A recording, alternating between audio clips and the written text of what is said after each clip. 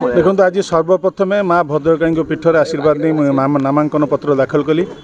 मु निर्वाचन प्रथम थर लड़ी पारे किंतु भद्रकवासी निर्वाचन प्रथम थर लड़ुना। दीर्घ वर्ष धरी भद्रकवासी निर्वाचन लड़ी निर्वाचन देखी किंतु चलित निर्वाचन एक निर्णायक एवं ऐतिहासिक निर्वाचन हो जाऊँगी। यार कारण है भद्रकवासी साधारण भद्रकिया निर्वाचन लड़ुं। दीर्घ 24 वर्ष जो कुशासन विरुद्ध भद्रकवासी लड़ुं। दीर्घ 24 वर्ष मिथ्या प्रतिश्रुति विरुद्ध भद्रकवासी निर्वाचन लड़ुं। जे परिवार भद्रकर अव्यवस्था ता विरुद्ध भद्रकवासी निर्वाचन लड़ुं। से मुझे भावुँ मत कौन असुविधा हे ना। कारण आपण मैंने देखुए आज जपरी भाव साधारण भद्रकिया मत स्वागत कले निश्चिंत अनुमान करें। निश्चिंत आगामी दिन में एक परिवर्तन संकेत दूसरी परिवर्तन सूचना दूसरी।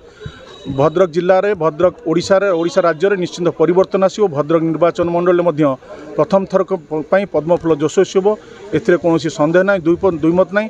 आगामी दिन में प्रधानमंत्री नेतृत्व में 24 वर्ष भितर जहाँ ओडिशा प्रदेश में न हो पार्ची आगामी 5 वर्ष मध्य ओडिशा और भद्रक रे ताहा पूरण हम ए कौन सन्देह ना। एवं भद्रकवासी जो दुईटी मौलिक समस्या मौलिक दाबी रही आसी एक भद्रक जिले एक मेडिकल कॉलेज और भद्रक महाविद्यालय विश्वविद्यालय ताहा आगामी 5 वर्ष मध्य पूरा हम ए कौन सन्देह ना। धन्यवाद। खबर दुनिया रे जोड़ी हेबा पाई सब्सक्राइब करंतु ओडिशा हाइलाइट समाचार को आउ दबे दियंतु बेल आइकन को सर्वप्रथमे खबर पाइबा पाई।